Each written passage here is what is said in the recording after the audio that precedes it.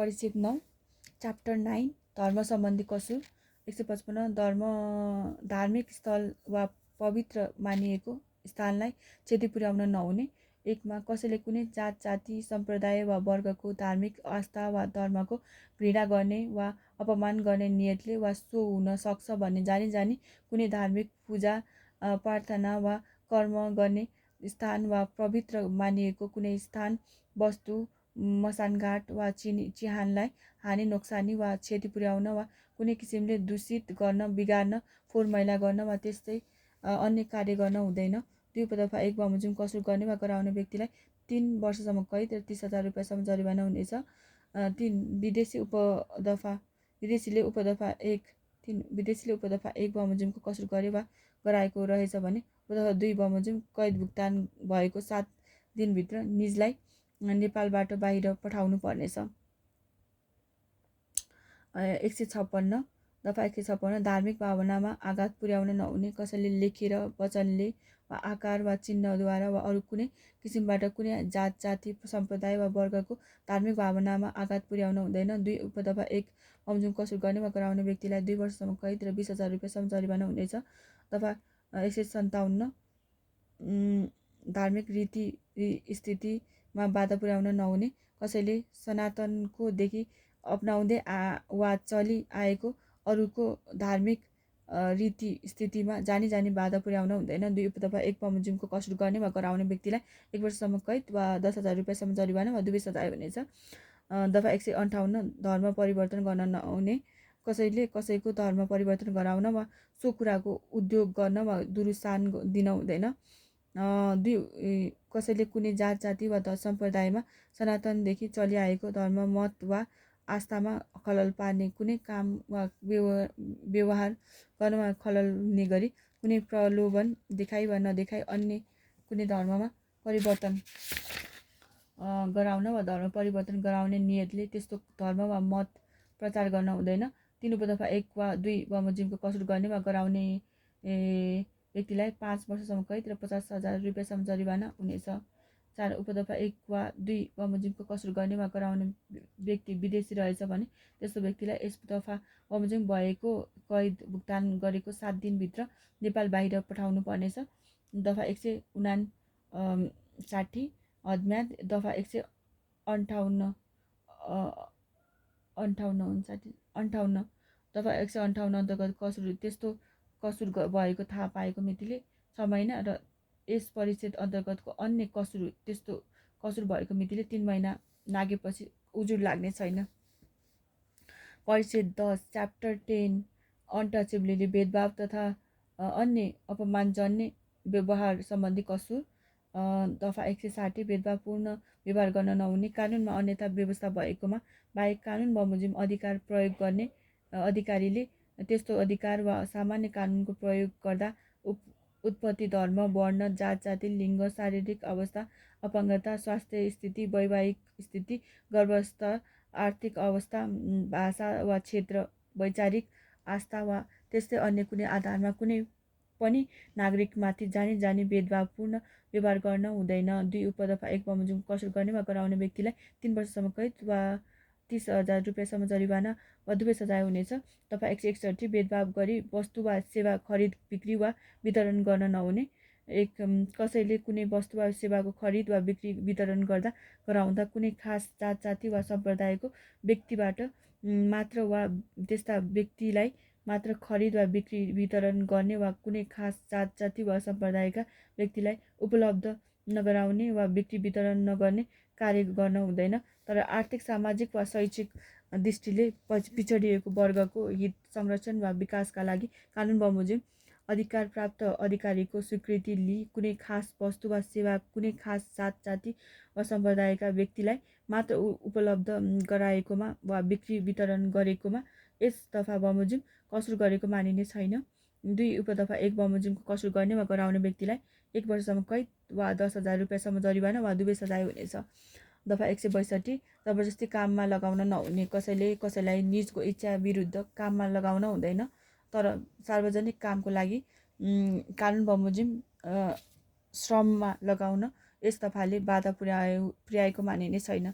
तर सार्वजनिक कामको लागि कानुन बमोजिम श्रममा लगाउन यस दफाले बाधा पुर्याएको मानिने छैन। 2 उपदफा 1 बमोजिम कसुर गर्ने वा गराउने व्यक्तिलाई 3 महिनासम्म कैद वा 5,000 रुपियाँसम्म जरिवाना वा दुवै सजाय हुनेछ। दफा 163 दास बनाउन नहुने। कसैले कुनै व्यक्तिलाई दास वा कमारी बनाउन, त्यस्तो हैसियतमा राख्न, काममा लगाउन वा सो सरहको अन्य कुनै पनि व्यवहार गर्न वा गराउन हुँदैन। 2 उपदफा 1 बमोजिमको कसुर गर्ने वा गराउने व्यक्तिलाई 5 देखि 10 वर्षसम्म कैद, 5 देखि 10 वर्षसम्म कैद र 50,000 देखि 1 लाख रुपियाँसम्म जरिवाना हुनेछ। दफा 164 बन्धक बनाउन वा बाधा राख्न नहुने। कसैले कुनै व्यक्तिलाई कुनै पनि प्रकारको प्रतिफल बापत कमाइया राख्न वा बन्धक बनाउन वा बाधा राख्न वा बाधाको हैसियतमा काममा लगाउन वा सो सरहको अन्य कुनै पनि प्रकारको व्यवहार गर्न वा गराउन हुँदैन। 2 उपदफा 1 बमोजिमको कसुर गर्ने वा गराउने व्यक्तिलाई 3 वर्षदेखि 7 वर्षसम्म कैद र 30,000 रुपियाँदेखि 1 लाख रुपियाँसम्म जरिवाना हुनेछ।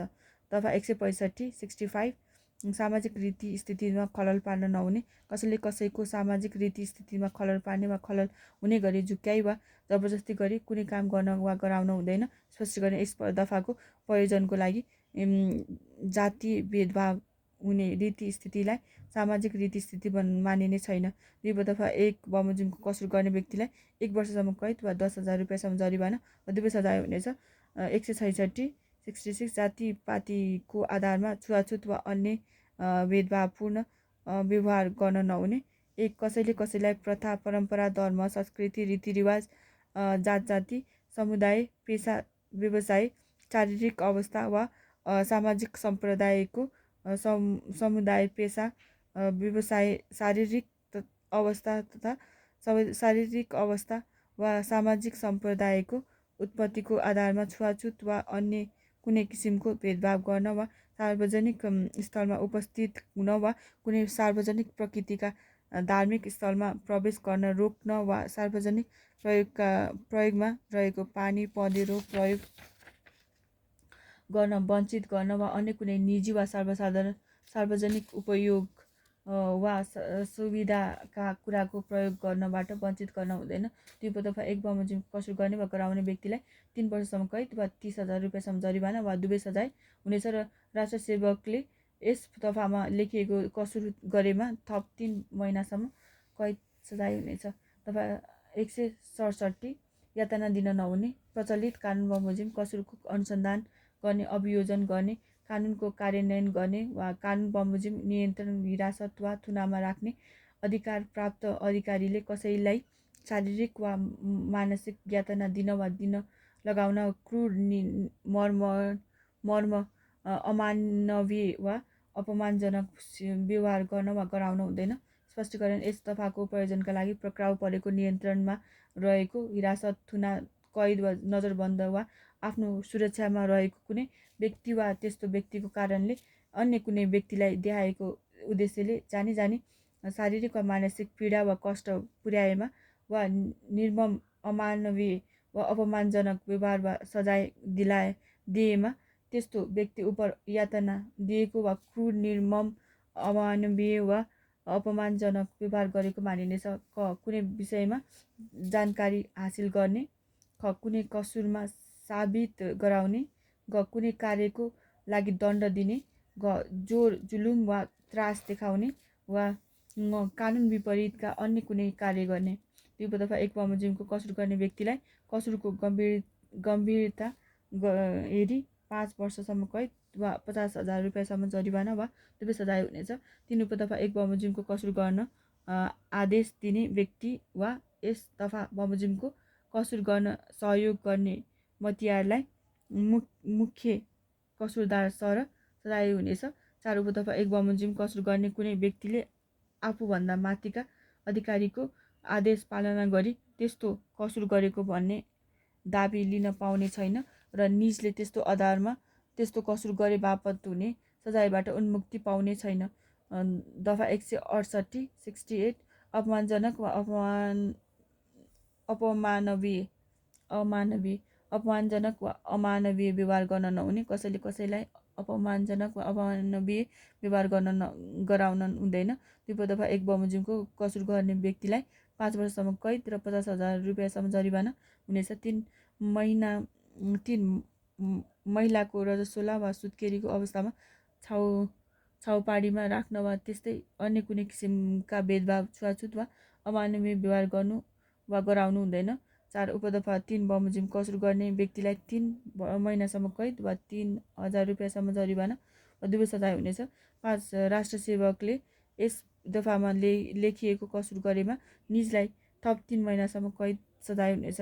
दफा 169 क्षतिपूर्ति भराइदिनुपर्ने। यस परिचित बमोजिमको कसुर गर्ने व्यक्तिलाई पीडित व्यक्तिलाई पुगेको क्षति वा पीडा बापत मनासिब क्षतिपूर्ति भराइ दिनुपर्नेछ। दफा 170 हदम्याद। दफा 163 र 64 अन्तर्गतका कसुर जहिलेसुकै उजुर लाग्नेछ। दफा 167 अन्तर्गतको कसुरमा त्यस्तो कसुर भएको वा सम्बन्धित व्यक्ति पक्राउ, नियन्त्रण, हिरासत, थुनाह, कैद वा नजरबन्दबाट मुक्त भएको मितिले र यस परिच्छेद अन्तर्गतका अन्य कसुरमा कसुर गरेको थाहा पाएको मितिले 6 महिना नागेपछि उजुर लाग्ने छैन। परिच्छेद च्याप्टर 11 परिच्छेद 11 विवाह सम्बन्धी कसुर। विवाह सम्बन्धी कसुर 171 मन्जुरी बिना विवाह गर्न नहुने। विवाह गर्ने व्यक्तिहरूको मन्जुरी बिना कसैले कसैलाई विवाह गर्न वा गराउन हुँदैन। 2 बमोजिम मन्जुरी बिना कसैको विवाह बदर हुनेछ। मन्जुरी बिना विवाह बदर हुनेछ। 3 उपदफा 1 बमोजिमको कसुर गर्ने व्यक्तिलाई 2 वर्षसम्म कैद र 20,000 रुपियाँसम्म जरिवाना हुनेछ। स्पष्टीकरण यस दफाको प्रयोजनको लागि दफा 173 बमोजिम विवाह गर्न पुरा हुन पर्ने उमेर पुरा नभएको व्यक्तिले दिएको मन्जुरीलाई मन्जुरी मानिने छैन। दफा 172 हाडनातामा विवाह गर्न नहुने। कसैले परम्परा अनुसार चलिआएको अवस्थामा बाहेक हाडनाता करणीमा सजाय हुने नातामा विवाह गर्न वा गराउन हुँदैन। 2 दफा 1 बमोजिमको विवाह थाहा नपाई भएको रहेछ भने त्यस्तो विवाह बदर हुनेछ। 3 उपदफा 1 बमोजिमको विवाह जानी भएको रहेछ भने त्यस्तो विवाह गर्नेलाई हाडनाता करणीको कसुरमा हुने सजाय र गराउनेलाई 3 महिनासम्म कैद वा 30,000 रुपियाँसम्म जरिवाना वा दुवै सजाय हुनेछ र त्यस्तो विवाह स्वत बदर हुनेछ। दफा 173 बाल विवाह गर्न नहुने। विवाह गर्ने व्यक्तिको उमेर 20 वर्ष नपुगी कसैले विवाह गर्न वा गराउन हुँदैन। 2 दफा 1 विपरीत भएको विवाह स्वत बदर हुनेछ। 3 उपदफा 1 बमोजिमको कसुर गर्ने व्यक्तिलाई 3 वर्षसम्म कैद र 30,000 रुपियाँसम्म जरिवाना हुनेछ। दफा 174 74 विवाह लेनदेन गर्न नहुने। एक आफ्नो परम्परादेखि चलिआएको सामान्य उपहार, भेटी, दक्षिणा वा शरीरमा लगाएको एक सरो गहना बाहेक विवाह गर्ने दुला वा दुलहीका तर्फबाट कुनै किसिमको चल अचल दाइजो वा कुनै सम्पत्ति माग गरी वा लेनदेन शर्त राखी विवाह गर्न वा गराउन हुँदैन। 2 दफा 1 बमोजिम कसुर गर्ने व्यक्तिलाई 3 वर्षसम्म कैद वा 30,000 रुपियाँसम्म जरिवाना वा दुवै सजाय हुनेछ। 3 कसैले विवाह गरी सकेपछि उपदफा 1 बमोजिमको चल अचल सम्पत्ति वा दाइजो माग गर्न वा त्यस्तो चल अचल सम्पत्ति वा दाइजो नदिएको कारणले दुलही वा निजका नातेदारलाई कुनै किसिमले हैरान पार्न, सताउन वा कुनै अमानवीय वा अपमानजन्य व्यवहार गर्न हुँदैन। 4 उपदफा 3 बमोजिमको कसुर गर्ने व्यक्तिलाई 5 वर्षसम्म कैद वा 50,000 रुपियाँसम्म जरिवाना वा दुवै सजाय हुनेछ। 5 उपदफा 1 वा 3 बमोजिम कुनै सम्पत्ति लिएकोमा त्यस्तो सम्पत्ति सम्बन्धित व्यक्तिलाई फिर्ता दिनुपर्नेछ। 175 बहुविवाह गर्न नहुने। विवाहित पुरुषले वैवाहिक सम्बन्ध कायम रहेको अवस्थामा अर्को विवाह गर्न हुँदैन। 2 कुनै पुरुष विवाहित हो भन्ने जानी त्यस्तो पुरुषसँग कुनै महिलाले विवाह गर्नु हुँदैन।